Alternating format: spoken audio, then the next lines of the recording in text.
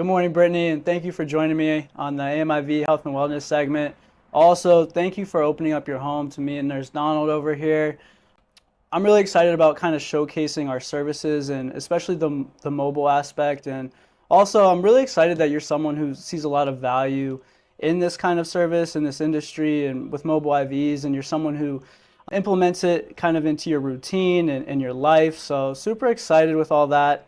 Also, Las Vegas, I've been here for now, a little over 24 hours, and I really see how much the fitness industry out here, the environment, the culture, and honestly, I feel like you add a lot to that out here as well, just getting to kind of know you a little bit and doing a little bit of research. So I'm really excited for our family to get to know you and just kind of see what you're all about and really what you bring to the table.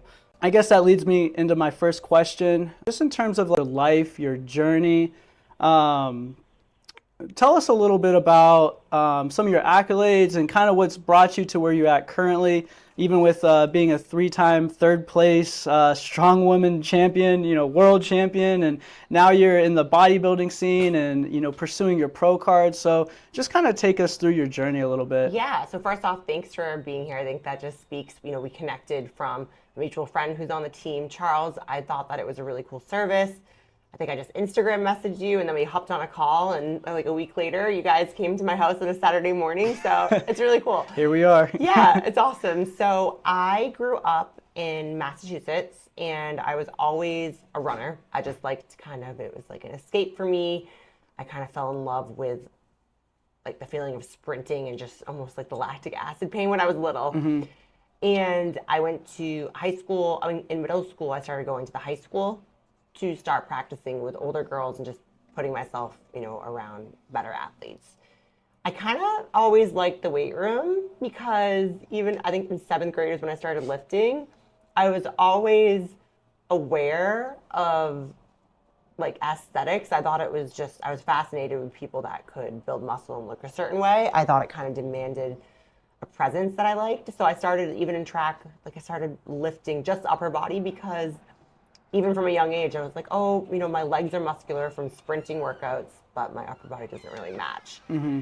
So then I had planned to go to college for track and field. My best events were the 400-meter run and the long jump. And then I had a very bad hamstring tear my beginning of my senior year, right when I was starting to get the college letters to roll in. I was sending them film.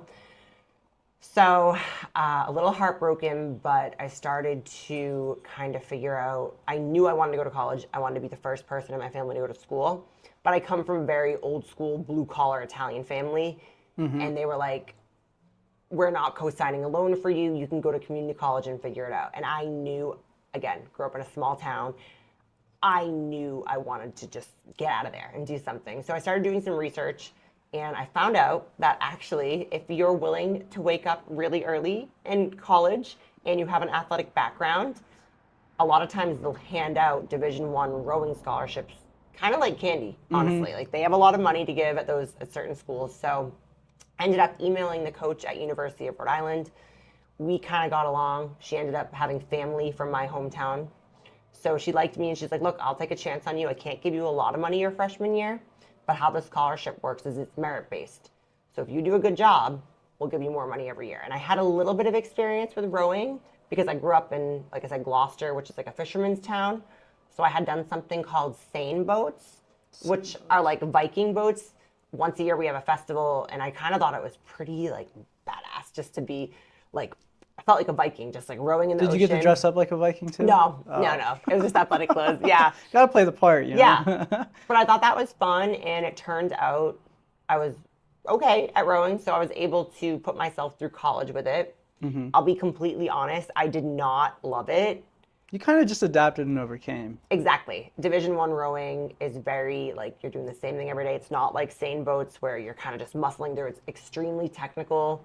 But also really intense, right? It's intense, yeah. Mm-hmm. But there was a lot of benefits for that. I taught me I could do something I didn't necessarily love. It was like a means to an end. But I fell in love there. I had strength and conditioning coaches that we trained with 3 days a week, Monday, Wednesday, and Friday. And that's when I started to kind of realize I had like a natural gift of strength. We did a lot of front squats for rowing to build up the quads and the core strength and a lot of seal rows. So, and my coaches, my strength and conditioning coaches were like, we've honestly never really seen a front squat like that ever. Like, you're beating the football players. I think I was at, by the time I graduated, I think I was at like a 275 front squat at like 160 body weight. And then my junior year of college, so I was a journalism communications major, but I always had a passion for fitness. I always worked like at the local YMCA in the summer. And Oh, that's really cool. I used to be a lifeguard at the okay. YMCA. Oh my God, that's so funny. I have a big heart for the YMCA. Yep. So. That was my first job ever. They hired me before I was 16. Oh, that's so cool. I was on the gym floor. Yeah, just cleaning the machines. Did you fake your age? What? Did you fake your age? No, they Okay. actually let me. They're like, all right, you're almost 16. It's fine, Okay. But I loved Gotcha. it. So my junior year of college, like I said, I was communications and journalism, but I always was drawn to athletics still. So I was doing marketing for a gym for an internship my junior year.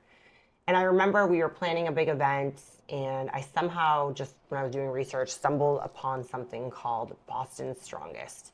It was on MySpace, I think, at the time. Or maybe it was Facebook, I can't remember, but I clicked on it. And I remember being super intrigued. It said, like, are you one of Boston's Strongest? And I was scrolling through it, and I saw they had a women's division, and I saw they had a novice division. And the picture that they were using to advertise it was someone just lifting a stone. And I was like, I've seen that on TV. That's so cool. I looked at the date, and I was like, oh, it's next weekend. I was like, whatever, I'm going to sign up. I called to make sure I was signed up because I was like, hey, I saw the entry due date is in 2 days. I just want to make sure you got me in. And I remember the gym owner joke after, he's like, yes, you've called twice and you emailed, you're on. So I was like, okay.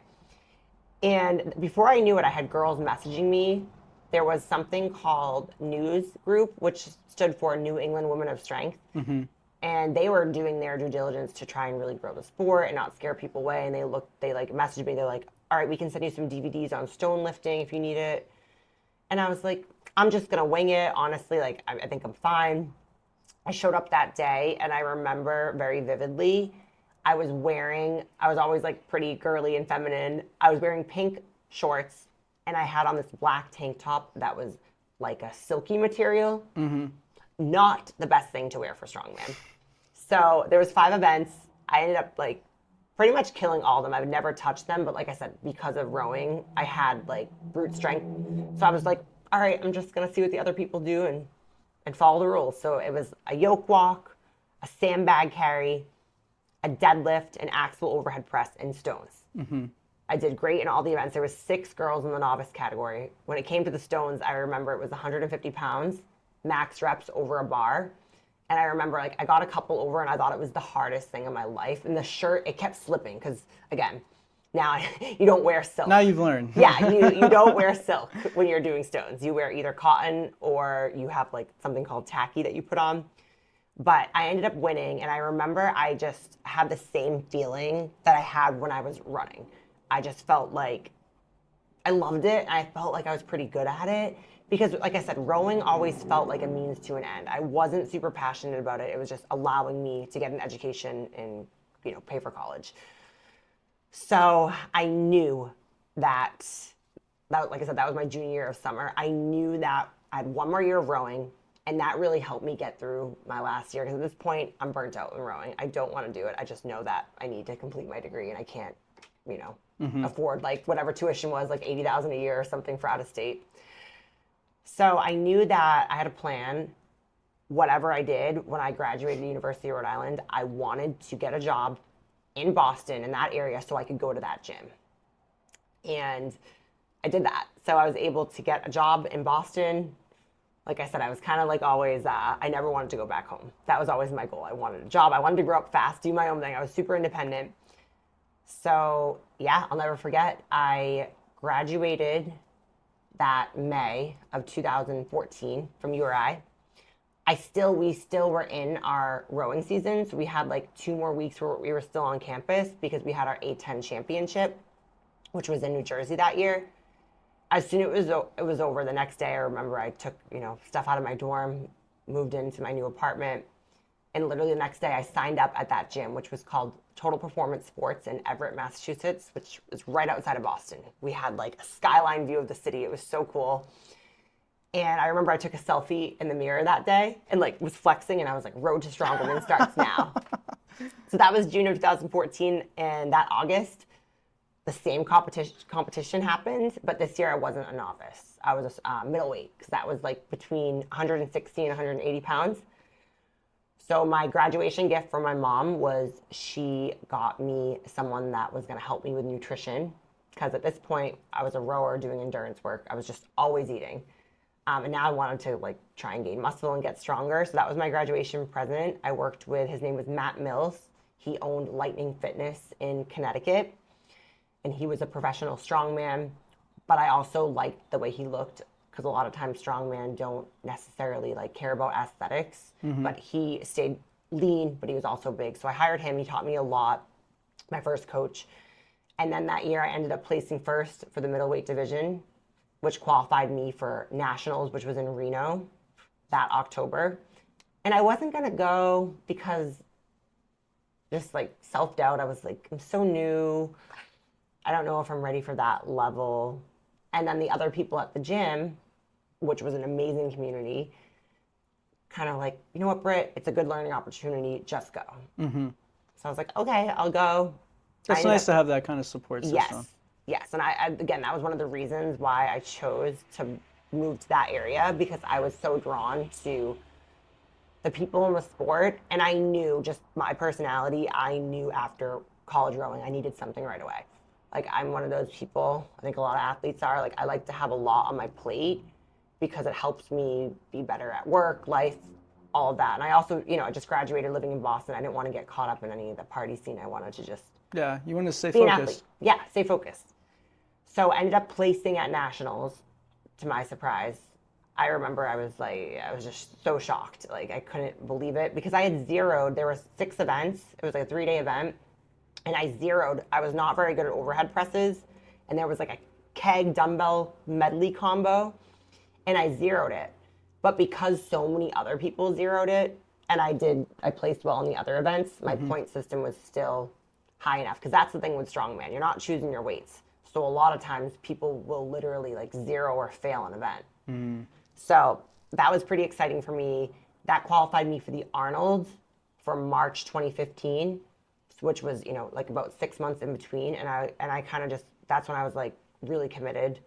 I remember I was actually in a relationship, like my college boyfriend, and I actually broke up with him because I was like, I just want to focus on this. Like, I was very type A. I just wanted to focus on my sport. So in those 6 months, I remember I went from, like they call it newbie gains, when you're not going to progress like this forever. But because I had gone from an endurance sport to all of a sudden like lifting and eating. Yeah, where you hit that point of like, you kind of plateau a little bit. Yeah. I remember I went from like 158 pounds to like 175 in those 6 months. Jeez. I started like growing, because, I wasn't just, because after practice sometimes for rowing, we would like run like a 6-mile cool down. So I was pretty much just going to work, training, and then eating. And then on Saturdays, we would have strongman Saturdays with the whole crew. There were so many of us. And so I went to the Arnold that year. I remember it was really cool to see how into it my mom and my family got, because they thought rowing was kind of boring. They joked. They'd be like, okay, I drove, my senior year, they came to a couple meets. They were like, I drove 6 hours to go like this. There's Britt. There she goes. Maybe they need more of like the televised view, kind of into your face, and into how intense it really is. They were like, "There's her ponytail. All right, we can leave." But yeah, they loved strongman, and so I really committed to it. And I kind of realized then that from that period of October 2014 to March 2015, when I was training for this big competition, like, it felt really special to me, and I just knew I wanted to take it as far as I could. Like, I never loved something this much. I loved the people I was meeting. And I also realized then that I was always kind of prone to like winter depression. It was just something that I always I didn't really talk about it. My mom knew. And I felt like having something to focus on. I feel like even when I had those low moments, it really just gave me a reason to get up in the morning. So I was really thankful for it for that.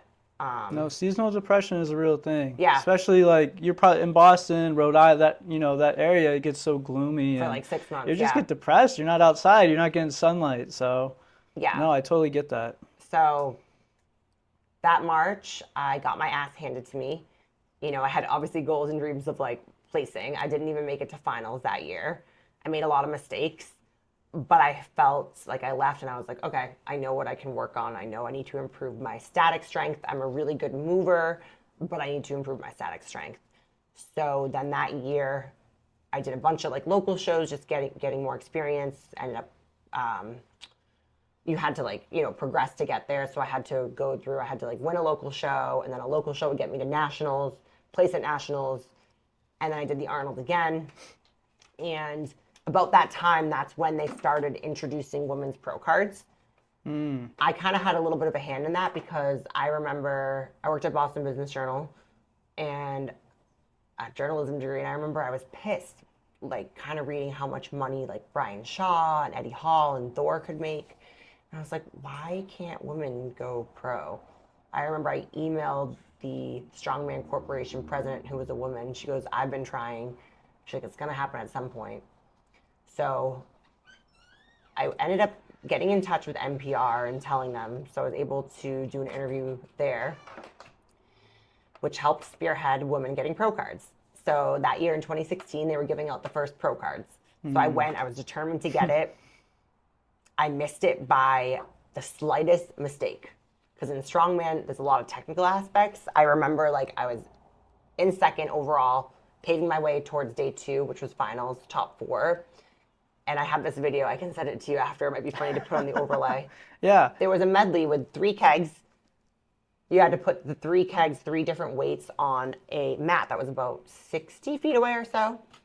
And the third keg, I had it like maybe an inch off the mat. And that the judge was like, no. So I wasted like 5 seconds putting it back on. But because of that, 5 seconds is a lot in a foot race. So I went from like killing it at that event to then placing last, which cost me making it to finals. So I did not get a pro card that year. So had to repeat the process. Then I came back the next year, and then I got my pro card. So You came back hungrier the next year. Oh yeah, I came back, and I remember a little like fire, I remember I was putting so much into it. Like at this point, it had been a couple years. Like, I don't miss training sessions. I wasn't dating really anyone because of it, because that was my life. And I remember I told my mom when she dropped me off at the airport to go to Columbus, Ohio that year for the Arnold, I go, if I don't come back with a pro card, I'm taking a break. Came back with a pro card. So then it was time to step it up. That's when, I was like, okay, cool, there's pro shows. And I did a bunch of pro shows. Ended up, not my first one, it was a year later at the Arnold. I didn't place in it because it was an open weight class. So there was 15 of us, I believe, and I was right in the halfway mark.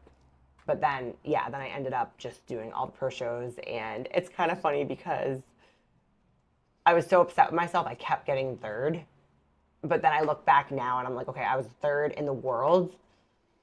And I think I left because people will always ask me, like, weren't you still hungry to get first? And yeah, I was, but I also walked away when people were still clapping for me. Mm-hmm. I had a lot of injuries.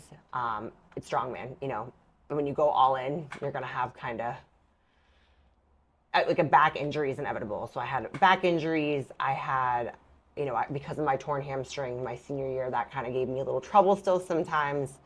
And then I had a really bad wrist injury. And that's when I was like, okay, I think it's time to take a break from strongman. At that point, I had like a 7-year career. I was like, I think I want to try something else. And that's when I kind of dabbled with bodybuilding.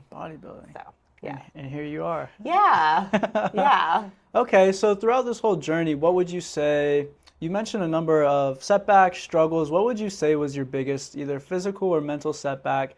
And then kind of if you could kind of get into the realm of like how fitness has kind of shaped your mindset, even outside the gym and outside competition. So yeah, I have a physical and mental setback. So I would say my biggest physical setback was 2 weeks, I believe it was September 2018, before the World's Strongest Woman, which was at the Olympia in Las Vegas that year. I remember, and it was probably due to my hamstring, I had a lot of disc issues. Like nearly every strength athlete has L3, L4. Mm-hmm. just a mess. So I was spending all my extra money on like chiropractors, dry needling, just to kind of maintain my back feeling okay. And then I remember I was working in medical sales at the time. I had left BBJ to try and make more money for my sport. I was on a plane on a Friday, kind of like all day sitting down. And the next Saturday, I was 2 weeks out. So that was my last heavy pull before I deloaded. And it was a heavy pull. I think it was like 475 from an axle, I want to say. And I pulled it and I felt my back just go. Oof. I was like, God damn it. And I knew, because of past injuries, when your back hurts, it's usually like a spasm and it feels like you're paralyzed, and it usually lasts a couple weeks. Like, I knew it wasn't the end of the world because it had happened before. I knew I was going to get through it, but it was just not good timing. So I took the next like 10 days pretty much doing nothing. When your back feels like that, it's hard to get out of bed. It's, hard to put your shoes on. I was really disappointed, but I knew that if I got enough dry needling and enough work, I could make it work. I really needed my psoas loosened up, because a lot of it was when it's disc issues, that's not usually the issue. It's usually when you get so tight that it'll compress on the nerve, and that's what causes the intense amount of pain. So I was able to get it worked on, and I ended up, still competing. And I remember I was so proud of myself because one of the events at the Olympia that year was a 315 axle deadlift for max reps. And I was able to get 20. And I remember the girl that beat me got 22 reps. And I was thinking after, I'm like, cool. Like, a couple days ago, I couldn't even walk. Yeah. And I still went. Like, I was like, you know what? It's Vegas. Like, I'm still going to go. And I was able to place. So that kind of taught me a lot about just mindset. And Way to be grateful, too. Really grateful. Yeah, just, grateful for where you're at. And, yeah. And my biggest mental setback, I would say, was 2020. I had the year, so again, I retired from Strongman after a pretty bad wrist injury. I was doing a simulated truck pull. It ended up breaking, and I fell between like 800 pounds and a machine. So my wrist was completely shattered. They said I would probably never use it again. When they told me that, I was like, oh no, you don't know who I am. And luckily I was in medical sales at the time. So I went to one of the best hand and wrist surgeons in Boston. And I told him, he was like, I'm going to do what we can. He's like, but I don't know if you're going to be doing like strongman or grip stuff again. And I was like, oh no, I am. So like multiple surgeries later, we ended up getting my wrist back. It's totally fine today. I've won grip competition since then. But I also just felt like stones and certain things still kind of hurt. And like I said, like I felt like it was just time to walk away from strongman. And I was like always drawn to bodybuilding because that's what I thought I was going to do when I was young. So I was like, here's my chance. So my first year prepping for that is when I had more wrist issues. And then I wasn't symmetrical from the injury because I was in a cast for like 5 months. So I worked on symmetry. And I remember in 2020, I was like, okay, here's my second prep. This time I'm going to get on stage. I got like 4 weeks out. I was super lean. And then the world shut down. So I just felt like super defeated. I was like, you know what? Bodybuilding's not for me. I've done this dieting thing. Yeah. And I'm like, it's not for me. But then I ended up leaving a bad relationship in 2020, quit my corporate job to work for myself. And then the next year I was like, you know what? I want to move cross country, but I need to finish. I have unfinished business here. I was like, I'm going to prep and I'm going to compete because that's my like bodybuilding crew was in Massachusetts. So I ended up competing and liking it. Yeah, and then life kind of got a little crazy, which I don't need to get super into. We'll be here all day. And I thought I was retired, but I wasn't. So yeah, no, that's really cool. Just with your journey, and I imagine there's so many women out there who can kind of relate to you in, just a number of different ways, especially in terms of fitness. But like, what do you say? I'm sure a lot of women reach out to you even. Yeah. Looking for kind of support and whatnot. What kind of advice do you give to women, especially women who are looking to either get into sport or competition, whether it's bodybuilding, Strongwoman, or even women who like kind of face setbacks and trying to get back to where they were at? Like, what do you say to people? I usually tell them to have a reason that has something to do with something bigger than just them. Like, don't have an ego reason to compete. Don't do it because you want to look a certain way or because you think it's going to help with your business.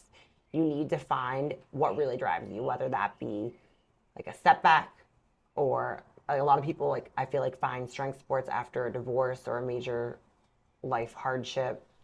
So I always like tell them that, find out, what it really means to you and why you want to do this, and then find a community. Because doing, especially like bodybuilding, yes, you could do alone, it's harder too, but like you cannot do a strength sport or strongman without a community. Like, there's just no way. Like, you can't be setting that stuff up by yourself. You need at least one other person. So yeah, I usually tell them that, and I tell them that make sure they don't give up too easily, because a lot of people will start something, not see the results they want, get an injury, and then just kind of like let that dream fall. So I tell them, like, there's going to be setbacks, but if you really want something, like, you need to rearrange your life to make it happen. And for like those people who are just jumping into it, and burnout is such a huge thing, especially when they're trying to see results and whatnot. Let's talk about a little bit about like even recovery. We got this IV going on. You're feeling a little recovery right now. What do you tell people in terms of recovery, and even for yourself, how do you implement recovery? I don't always take my own advice, but I'm getting better at that now that I'm in my 30s. And I always tell people rest is just as important, because a lot of people that get into this are type A overachievers. And I was the same way in my 20s. Like I said, I was working night shift, had my business during the day, wasn't sleeping, was competing, doing all this, and I just kept getting like unfortunate injuries, like, or that led to surgeries and different things. And I was even in like a minor car accident once, and I think it was just because I wasn't sleeping and I was going to training. And that's something that's always been hard for me, but it's been, as a coach, it's easy for me to tell people, like, all right, you know what? You had X, Y, and Z go on. You need to just rest. Try to take it easy, because people don't realize that your body doesn't recognize the difference between stress from doing a workout that your CNS is burnt out versus stress, like, if you get laid off from your job or if you go through a breakup or something. Like, your body can't, your brain knows, right? But your body can't decipher what trauma or what stress that is. So yeah, rest when you need to. Yes, there's a time to push, but there is also a time that, like, less is more. And I'm very stubborn. That's been hard. My partner, Anthony, he has coached me through bodybuilding, and he has helped me so much, because he's like, you already have the muscle. He's like, you diet hard. He's like, sometimes going to do more cardio isn't going to help because your cortisol level is so high. So yeah, recovery is important, but you have to also reach that point, because a lot of people think they're training hard, and I see them and they're not. Yeah. No, and that's funny too, because I think a lot of people, when they think of, bodybuilding or, strongwoman, type sport, they think a lot about, just working out and eating, but there's so much more involved in that. And you could even get into the realm of, spirituality and meditation and just taking time for yourself as well. And I know you even have your own business as well. I'm sure you probably try to find at least some even time in the day, if not days, to kind of just just take yourself back and reflect a little bit and have you time. And I would also say that, I don't know if you want it to go in this direction, but a lot of people that get into competing think they're going to make a career out of it. And I tell them, I'm like, it's work. Like, you turn your hobby, because I did it. I was like, and there's pros and cons. I liked having a corporate job, because then there was some type of separation between, like, now I can go to the gym, I didn't have to film everything, or I could have, like, it felt like more of an escape that I loved. Now it's like, it is my job. So there's, again, I'm very grateful for that, because it allows me, like, to take a day off if I want to do an opportunity, or, I can do this today on a Saturday morning, where if I was in a corporate job, like, I might be traveling to a meeting or something. So there's pros and cons. I've gotten better at boundaries as I've gotten older. I used to just approach business like I did working out. I was like, more. And now I've gotten, like, sometimes you have to work smarter. Yeah. Not necessarily harder. And that definitely applies to business and training for a sport. Yeah. And I think too, I think a lot of people do know how to showcase work ethic, but it's the consistency. Yes. It's the discipline. It's the, oh, I don't feel like doing this today. Yes. But to get to where you're at takes, I mean, you've definitely had days where you're like, I don't feel like doing this. Yeah. You've probably even questioned it. And you said you've actually questioned it at times. Yeah. You know, maybe I don't want to do this anymore. Yeah, all the time. But you're wired. You're hardwired to kind of just keep going. And I do think sometimes people have that innate, you know, ability or nature, even just like burning desire to just continue to pursue something. Kind of like, you know, very much like you. The HIV that you've experienced, that you've implemented into your training, what's your expectation coming off that? And then also, let's talk about today's IV. What are you hoping to feel after today's IV? So I'm really excited. So I officially am 17 weeks out from the Olympia. So I'm in the very beginning of prep. Last year, when I was in prep towards the end, I did an IV because I noticed in my blood work, I tend to, again, from overtraining and go, you know, in bodybuilding, it's going to happen towards the end. It's not the healthiest thing, but my liver enzymes were up. So I started researching like glutathione and different things that could help with that. And I remember when I got an IV, I was super depleted. I was, I think, like 5 weeks out. And I remember the next day, I felt so good. And my partner and I did it as like a date thing. We got it together. We were both in prep, and we were both like, "Oh my God, did you sleep good last night? Did you feel good?" And training was great that week. So then I started believing in it because I'm often skeptical because there's so many recovery modalities. Which I think you should be skeptical. Yes. It's just safe practice, especially when you're injecting something into your body. Exactly. And, you know, people, they get really gimmicky or they really try to push something on you as well. But no, I think you have every reason to kind of question something. And when I'm weighing pros and cons to different recovery modalities, I usually look at, because like we live in like a biohack world. Like you go on the internet now or listen to Huberman Lab. It's like if you did all these recovery modalities. I like Gary Brecka a lot. Yeah. I think they're out here in Vegas. Yeah. Okay. But if you implemented all of these, right, you would have no time in your day. You'd be like waking up, looking at the sun, like you would spend 24 hours a day like you wouldn't get anything else done. So I like to look at them as like, okay, how much do they really help me? What's the cost? What's the time it's gonna take? Yeah. So with IVs, I like them because when you take like a pill or something, it's going through a different way, but where it's an IV, it's going through you. But there's also a lot of data to back up these things. Like with peptides, for example, I feel like we just started talking about them more, like TB500 and all of those, but they haven't been out that long. And why I think, yes, some of them are great. It's like with an IV, it's like these vitamins and everything that's in them have already been studied. Because I don't really want to take too big of a risk with certain things. Like, 'cause I'm a bodybuilder, so we're a little risky. Like we do things that aren't the healthiest. But yeah, I really like the IVs because it's easy. And like I said, I knew it wasn't a placebo effect because I actually, like I wear my Oura ring a lot. And I noticed when I got an IV, because sleep has always been a hard thing for me. I'm just like a high energy, hard for me to kind of calm down. And when I got the IV therapy last time on prep, I remember I was looking at my Oura score and it literally brought like, I can't remember the exact numbers obviously, but I remember I slept like more than 5 hours that night, brought my heart rate down a little bit, and my recovery index was better. And I hate to be like a guru about. Your ring said, "Did you just get an IV?" Right, I know. So I thought that was pretty cool. So for this prep and working with you, I think once a month will help a lot. And then actually, kind of a funny story if we can go on a little side tangent. Yeah. So I have professional bodybuilding friends, the best in the world are in Vegas.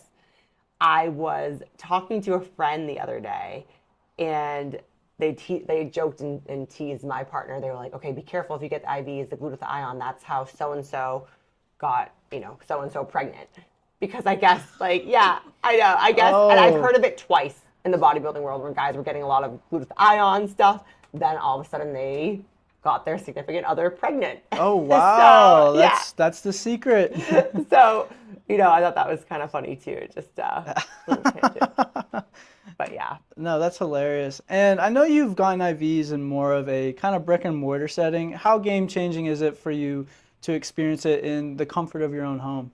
It is so nice because I can work while I'm doing it. Like obviously today we're filming it, but normally, they just come here, get some, I get to talk to the nurses that are working. It's fun. And then I could literally just go on my phone or whip up my laptop and answer clients or do some content. So it's just nice, you know. And it's nice when you get really cool nurses like Donald. as Exactly. well. Yeah, he's the best. They can entertain you a little bit. Exactly. You know? Super creepy. I have rosy under hair you can't see in the video, but I have my dog hair with me. Yeah. So it's super convenient. No, that's funny. And let's kind of wrap this up with what's a challenge you have for our AMIV family? So I would challenge people, and do this with my clients sometime, for a whole week, write down in the morning some mini goals for the day. You don't have to be super out of the box or anything crazy, but just mini goals for the day. Like maybe you want to be a better partner that day, so you're going to do something nice for your significant other. Maybe you want to not be negative, so you'll say like, okay, today I'm not gonna complain just for 24 hours. Try to do that for a full week. I think being self-aware is something that we kind of are losing as a society because of social media, and we don't realize how we treat ourselves and others. So yeah, that's a little challenge. Just, it can be in your notes app, or if you want to be old-fashioned, get a little notebook. Just maybe 3 small goals a day. Absolutely. Thank you for tuning in. Thank you, Brittany, for letting us into your home once again. Thank you for having me and doing the IV. I'm excited. Absolutely. I hope you guys took something from Brittany today. I know I did, but thank you for joining us today, and have a great summer, guys.